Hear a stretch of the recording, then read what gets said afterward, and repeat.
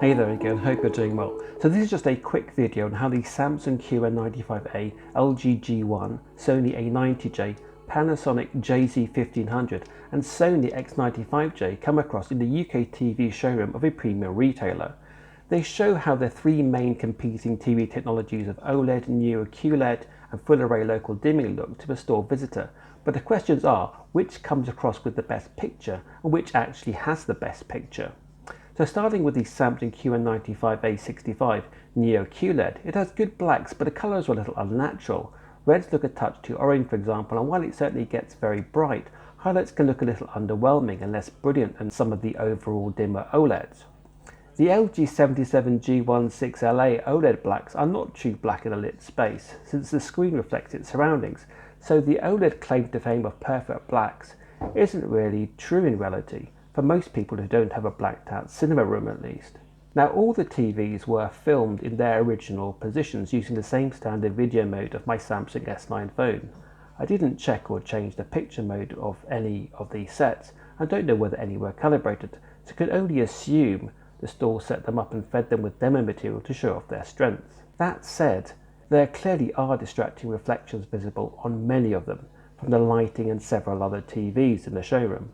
The Sony XR65X95JU full array local dimming set doesn't have absolutely perfect blacks, but I very rarely notice the blooming of bright white into adjacent black areas, since it's just so bright, vibrant and colourful looking, while retaining very natural colours.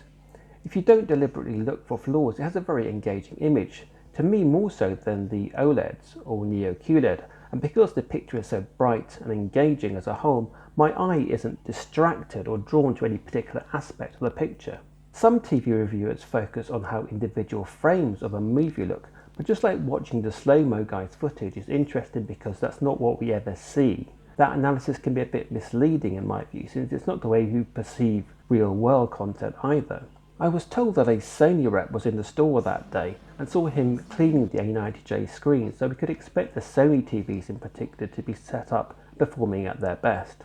The Sony XR65A90JU OLED also has beautifully natural colours and wonderfully fluid looking motion, so only the reflections on the very glossy screen, much glossier than the X95J by the way, and lower brightness even with its heatsink let it down.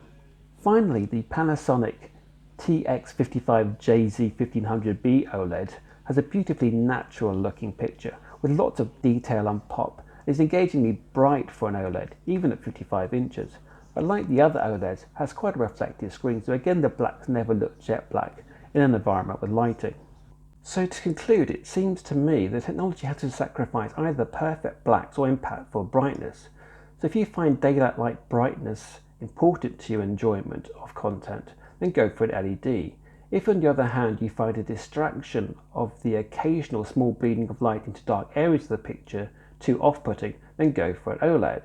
And if you want to compromise with the weaknesses of both OLED and full array local dimming toned down, but at the same time the impressive strength of those two technologies toned down too, then go for a Neo QLED.